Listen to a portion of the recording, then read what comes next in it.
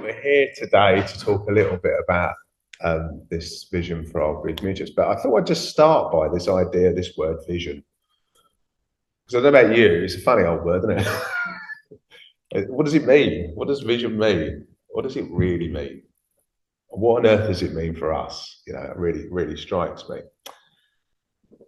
So I thought I'd tell you a story if that's okay. Go to the next slide, Casey. Can anyone see that map? The congestion. Well, it could be the congestion zone, Jackie, but it's not. What do you think it might be, actually? What do you think it might go on? Or do you know, Elijah? Oh, it's a marathon race, yeah. It's a marathon that was actually run in Cambridge. With me, but I ran it actually. I ran it about 2 weeks ago. Yeah, it's a boundary run. So this is round the outside of Cambridge. And the reason why I'm going to share this is not because I'm saying we should become marathon runners. Please do not take that away. I'm not even going to beat up marathon running because it's a particularly hard thing to do. That's not necessarily good for the soul always. But I learned some stuff here and I just wanted to share it. So please don't in any way feel I'm big enough. You need to become a runner.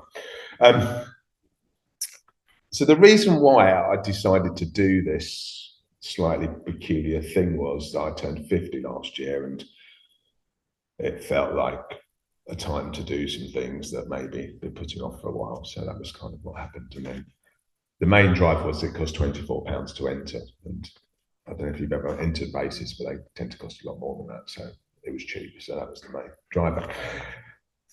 But what it started with, this is kind of this idea, this vision actually to say for me, I could actually do this thing. That was my vision to say, or the vision that I had was, you know, I could get around this course.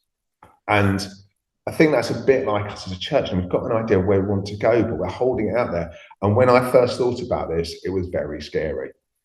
26 miles is quite a long way. And I had previously tried to run long distances before and failed completely with varying different effects. But as I started to do this thing, I put a plan together about what that might look like with my watch, and we worked out roughly when I'd be running and how long it would be for. And the plan sort of started, and then I completely failed several times. I mean, like, couldn't be bothered to go running, life took over. And I think this is also reflective of where we are as a church sometimes. You know, life gets in the way. We set out great plans for doing stuff, and things get in the way.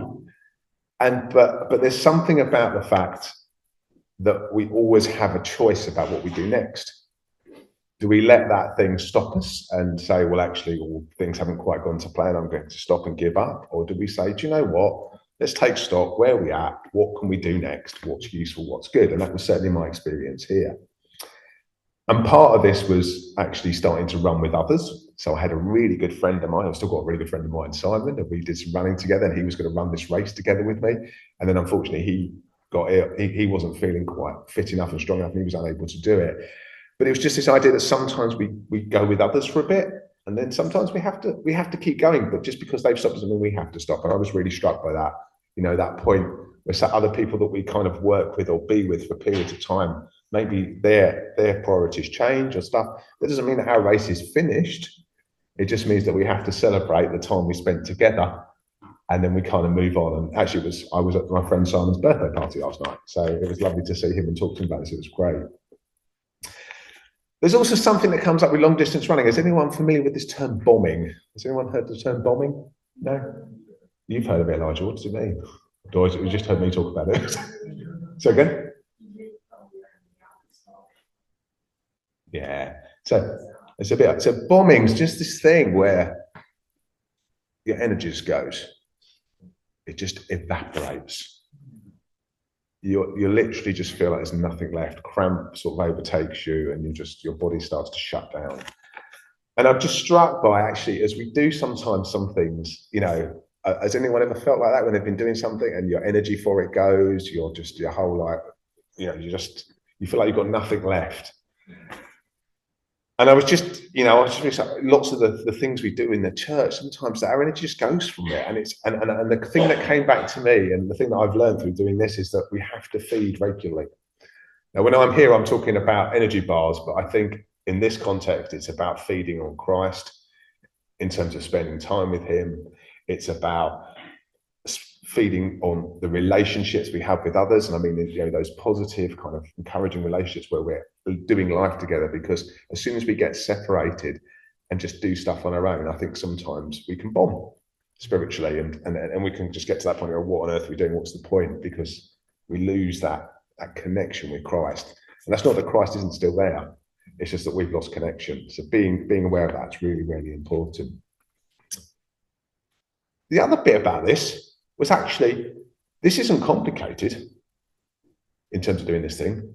What matters is that you turn up, that you do the boring runs, the ones that you think are completely pointless and you can get away without doing. Because if you do those, actually they build up so you can do the hard things.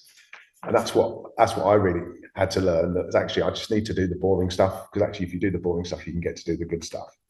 And that's that. And trusting in the idea that there is a plan you can follow. Because once you've agreed we're going to do something, we just need to go and do it and not worry about changing it, but just do the thing we set out to do. And yes, God will absolutely influence us, and he will guide us, and things will modify as we go, but just not being afraid to follow the plan through. And interestingly, because I don't know if you know, does anyone sort of walk up the towpath towards Bates Bite Lock? Are you familiar with that? I don't know if you know, but the lock's been closed for a while. And so this course kept changing literally up until the day before. Yeah. And the way that this particular race works is there's not many people involved. So it's not like hundreds of marshals out there and people telling you where to go.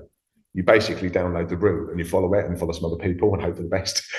So I've got this little app called Komoot, and you can download the basic directions, and it sort of tells you when to turn left and right. So literally the day before I had to download new directions because it had changed a little bit. I didn't want to get lost. But I was just struck by that thing, you know, sometimes when we're doing things, the directions change slightly. You know, God will prompt us, or someone will prompt us, or life will happen, and we have to modify a little bit. And that doesn't mean the overall vision of where we're going has changed, just the way we're going to get there maybe has wiggled a bit. And I just want to say that's okay, because I think sometimes we can get a bit, that can be quite hard sometimes, can't it? If we've got certain expectations about how things are going to go, but actually responding to what God's prompting us means that maybe he's even got a better route for what we're going to see and where we're going to go. The other part about this race that was quite interesting for me was, I don't know if you know, there is a massive hill in Cambridge. Has anyone found it? No. There's a bigger one than that. If you go to the American Cemetery, there is a flipping huge hill around the back of that. I'll just tell you where it is. Right here. This is the start. This is the end. It was absolutely gruesome. That's the way I can describe it. But interestingly, there's something about, you know, big hills come up. We don't always know they're there. But it doesn't mean that we're not absolutely fit for purpose to move up them. Personally, I went through a bit of an experience of, should I stop running? Should I walk? But I thought, no, I've come this far. Even if I've got to run really slowly, I'm going to keep going a bit. And I know there's a whole load of like ideas that you should walk up hills because you save energy, but it felt like at that point, you know, I've done this far, keep going. But just that idea, that doesn't take away from the plan and the vision of where we're going just because there's a dirty, great big hill in the way. Because I think God prepares us for all sorts of things that we never knew we had it in us to do. He knows what we need. He's been preparing us since we were born for these big hills. It's just the fact we never knew when they were going to turn up, but we should still trust it that we can climb them. And I just think that's really, really important. The other thing I'd say with this, I mean, using this analogy here, is that, or hopefully it's obvious, though I do know people have done this, it's not a good idea to turn up on race day having done no preparation. Yeah? Because that's going to hurt a lot. So there's kind of something about, actually, we sometimes need to commit time and energy to delivering this vision. And for this was probably 4 to 5 hours a week, maybe a bit more over a period of like 3 to 6 months, something like that. So there's just a sense of actually there's often a commitment involved in delivering stuff, and we just need to work out what it is. But let's not kind of shy away from that. Actually, we need to work out what that is in terms of what we need to put down in terms of time. And when we do something like this, as we do with any vision, sometimes that means we have to say no to stuff. And I was just reflecting that sometimes I had to say no to going to Zachary's football on a Saturday morning, which was really sad for me because I like seeing him play football. Because actually I need to run then, because that's what I decided to do. And it's only for a period of time, but that felt quite significant, in terms of sometimes we put things down for a little while we're working out what the thing is we want to do. But not being afraid of that, I think, is really important. But recognizing that sometimes we have to put other things aside because we only have so much capacity in our lives to do things. So setting down what needs to be set down is really, really important. So have you got a grasp of the vision-y piece, yeah? Not too much of my story, if that's useful. But it's just really helpful. I mean, is that useful in terms of thinking about this, yeah? Yeah, good. So we have the next slide then. So this is our church vision. Now, it does make a very, very cool acronym called GUDS, but I didn't put it out there. I just couldn't work out a way to weave GUDS in, so I thought I'd just leave it out. But these are the kind of 5 main elements. I've shortened them a little bit, so there's more words around this, but there's just this idea of we are about growing and developing as a worshiping community. We want to use and grow our God-given gifts for the glory of God.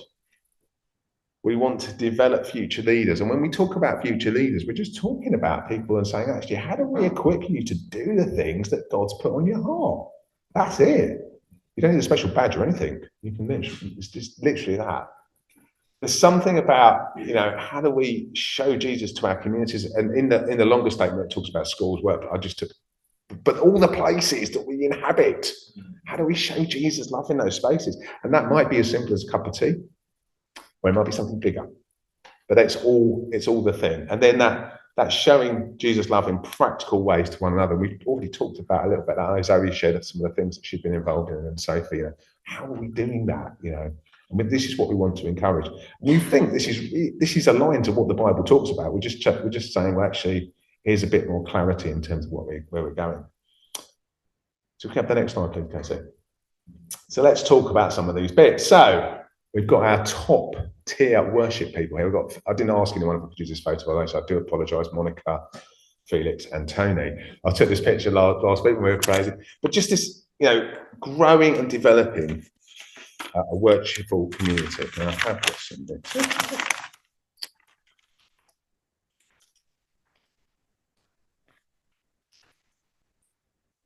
There's lots of things we do around this, just to give you an idea. So there's things like, who's a member of a home group here? Yeah. If you'd like to be a member of a home group, come and talk to me or Tony, or I know Rosie's away this week, but there's other home groups going on. But there's spaces you can be. There's things like shared lunch. There's things like hearing God together. Who was involved in that in the new year? We got together, we prayed together, we spent some time together. There's also Thursday night prayer that Sunday leads. And there's other things going on. There's lots of stuff going on in this space, but that doesn't mean there isn't more. And I just wanted, Sunday, are you happy to come out and we just ask you a few questions? You happy to come here? Sorry, I should have asked you in advance, but it's fine if you're happy. So just want to just say a little bit about how you got involved with that Thursday night hearing the Thursday night prayer thing. Do you want to say a little bit about how you got involved with it? Is that okay? Sorry, I didn't want to put you on the spot. I think it started out with Dan's idea. Yeah. So I think Dan was the one who started the group and he was leading it, and I got to know about the prayer. Reluctantly, I joined. And I just felt good when I was in the program, because everyone expressed their feelings and we brought kind of prayer requests, and he will talk us through a lot of this. And the most important aspect of what he was doing then, which I still continue to do, is that he will, I don't know how he did, maybe he had correspondences all over the world. He will bring all the problems of countries Africa, Asia, bring them together in a pictorial format and share it online with us when we are in the prayer meeting. So, and he will ask every one of us to pray for which of those things that he showed that we will pray for. So it was really, and I was very happy to see my country, Nigeria, going through a lot of problems, and we'll pray for a lot of countries. So yeah. Okay. What do you enjoy about it most Sunday? The fact that it involves prayer, because for me, prayer to me, for me, is like you are telephoning to God. When you are on the telephone, your mind is not where you are, it's on the end where you are speaking to that person. So I feel prayer is just like that. I'm just right in presence of my God. I'm dining and whining with him and speaking with him, and I'm telling him my mind. So it's just very relaxing to me. Brilliant. Yeah. Hey, blessings. Thank you so much, Sunday. So there's Sunday, he's leading that Thursday prayer. And if you, by the way, if you're not connected into that and you want to know how to, guess who to speak to? Sunday. But I'm sure there's space for others to join that space, and we would really love you to, if that's something that's put on your heart. Can we have the next slide, please? Now, this is someone that's not in our church anymore, but is very much part of our church, which is our eldest son, Jacob. Can anyone guess what the console is he's using? Yeah, it's actually the biggest in the world. It's a Q8 quantum series. I happen to know. I was there. It's pretty exciting. That's about 250 grand's worth of console there. It's very exciting. Sorry, just a bit of a side show. But the reason why I put this out, because Jacob, that's his thing, and he's actually at C3 now, and he's doing a lot of stuff there. And I think that's about using his God-given gifts, and also the fact that sometimes God takes us other places, which is hard as a dad, but at the same time, it's lovely to see him flourishing and stepping into that. And there's loads of other examples in our church, by the way. And by the way, Jacob started right here, or this PA desk, wherever it's gone, or the bigger one, wherever it is, and yeah. Yeah, yeah. Oh. So Zed, who's Justina's nephew, is there as well. And there's a really interesting thing going on there, yeah? God is moving in that space. And in fact, Jacob, I think, is even going to be doing some work at New Wine this year in the venue. So, it's interesting. But I'm just saying, but it just comes from this space. This is out of someone using their God gifts in this community, doing it here in this lovely, beautiful church. And God will just take them and do other things with them. Isn't that amazing? And there's loads of stories like that. And this is just one from our family, yeah? And that comes from all the teams we have. We have a youth team, we have a Sunday special team, we've got a crash team, a worship team, catering team, there's a leadership team, eldership team, and we've got mission stuff as well. There is so much going on. It's just incredible. And sorry, I haven't asked you, Nancy, but can I ask you some questions? Would you like to come up? Yeah, come up, sorry. Very good at this, obviously not. So apologies for any embarrassment caused. I just wanted to ask you, what got you involved with leading Sunday Special? Would you be happy to?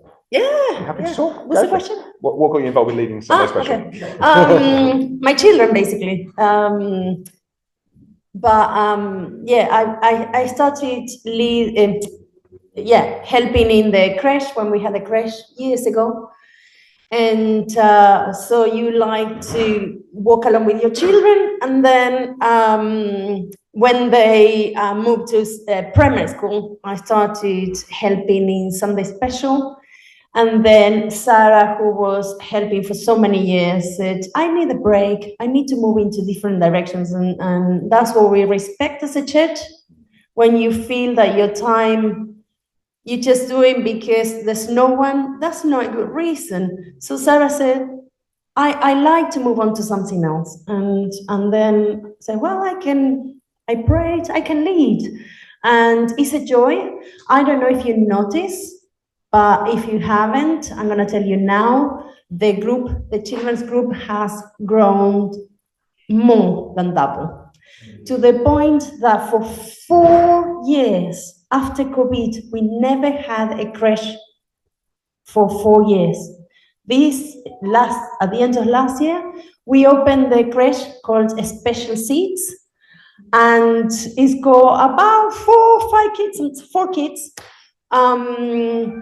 And we have double the kids in Sunday special, and they're doing super well. And anything else you want to? Yeah. So one of the things, if you were happy to just mention that, so I know when you sort of stepped into this role, you had some reservations. You're going, well, I find this a bit difficult.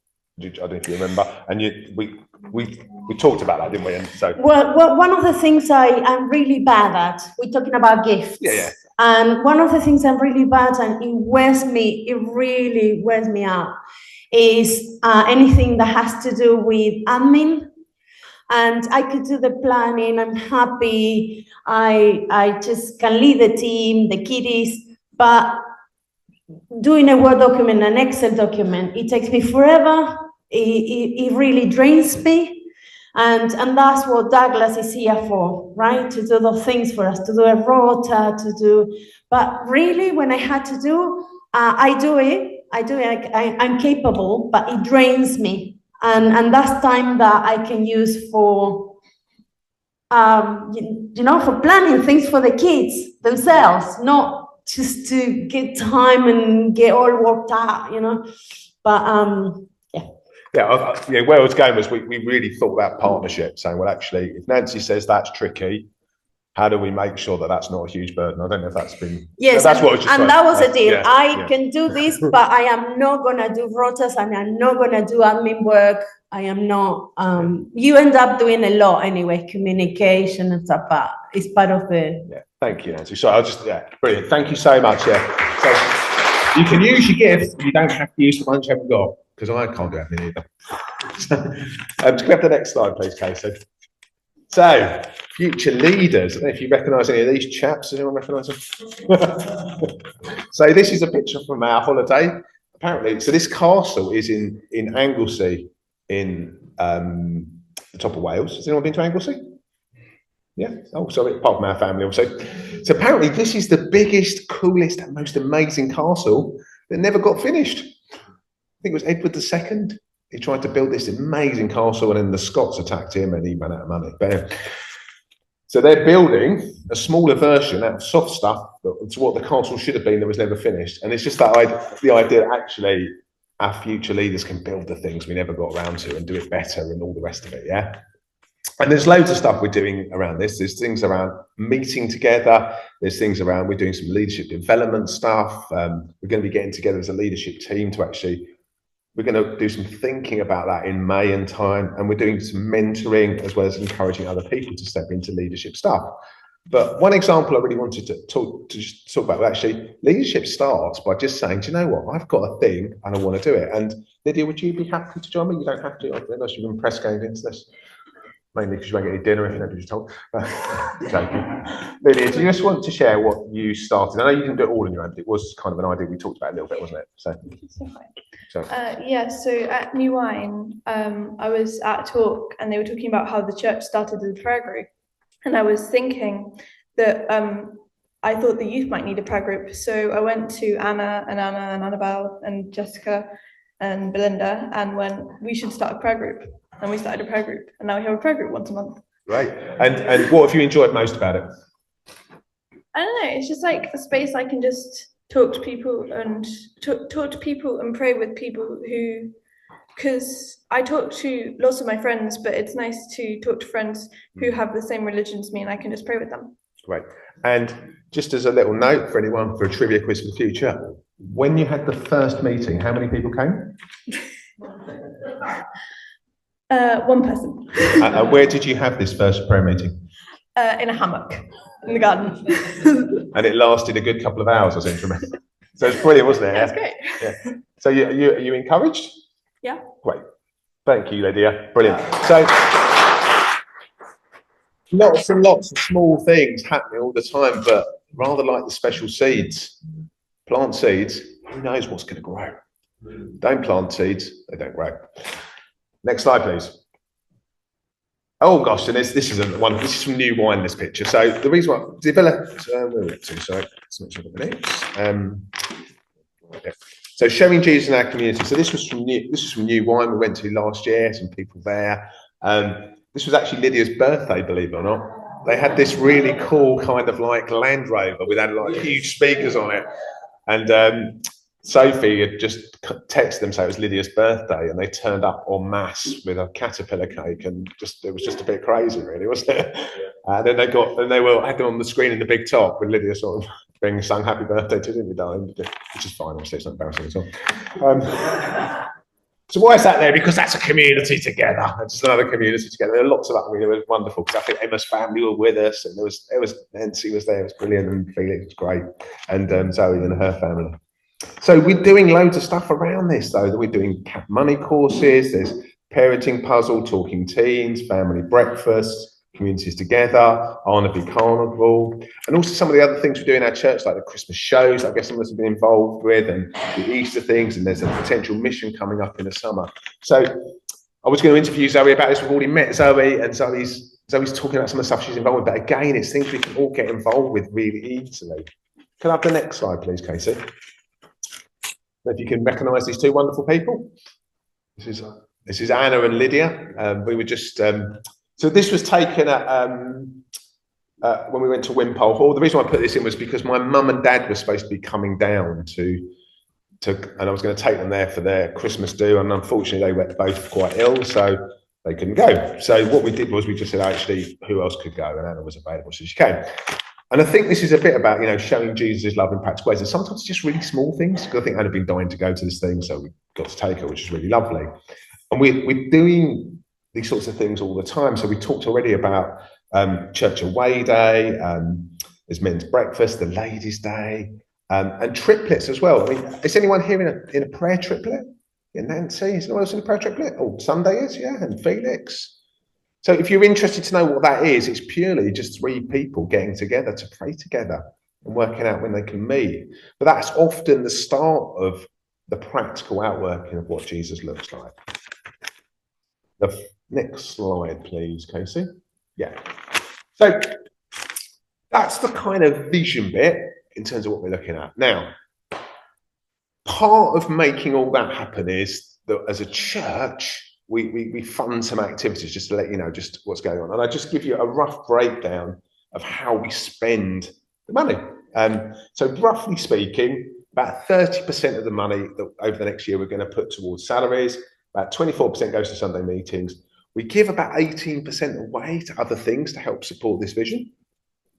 We spend about 11% on outreach, 10% on admin, which is really important actually, because without the admin, the stuff wouldn't happen. So it's actually a really important component. And then we actually target some other funds as well around youth and our Crash and Sunday specials. So the reason why I make you say is actually we're in a good shape in terms of what we're doing, and it's really healthy. But if that's something that you feel that you'd like to contribute to, there's absolutely scope to do that. I would always say, always give from a space that actually that you are comfortable with, and there's not going to impoverish you or anything like that. We are not a church that we're not sort of saying we need loads of money, but just saying actually there is an opportunity, if that's something you feel called to give to what we're doing, would be absolutely great. And if you want to have a conversation about that, Douglas is probably the best person to speak to, and we can arrange what that looks like. Yeah. Can I have the next slide, please, Casey? So what next? So hopefully you've got, and I know many people are involved in some things already and or thinking about different things, but I just really encourage you, if things have kind of I guess got you interested, got you thinking, to ask. I mean, obviously we've introduced quite a few people today. You can ask any of them what's going on, what it's like to do that. Is that something you want to get involved with? I'm a massive believer in small investments, and what I mean by this is small, having a go, trying stuff out. Just because you said, for example, that you'd like to speak on a Sunday or do worship, doesn't mean you have to do it for the rest of your life, yeah? You can try stuff out and experiment and see what works and what doesn't. And I just really encourage you to try something new and just to turn up and to see how it fits, yeah? So what I wanted to do now was, I've got the next slide, is that the last one? That's the last one, perfect. So what I want to do now is, we just want to have a bit of an open time, really, a chance to converse. Maybe there's someone that's kind of got you interested in what they've said. I'd really just welcome you to go and speak to them. Should we have some drinks as well, possibly, while we're doing that, if that was okay? We could sort of have some refreshments. But I just want to carry on the meeting now, just with that conversation around, is there something that you're interested in or thinking about or just like to know more about? Also, if you'd like to speak to either me or Tony, if it's a question of, I need some help. I've got no idea how to get started. And you just like to have a conversation, I'm really happy to do that as well. So I just want to open that up now, and we will carry on meeting as we talk about that. And I'll just going to end the formal part, I guess. Now, just say, Lord, just want to bless this time.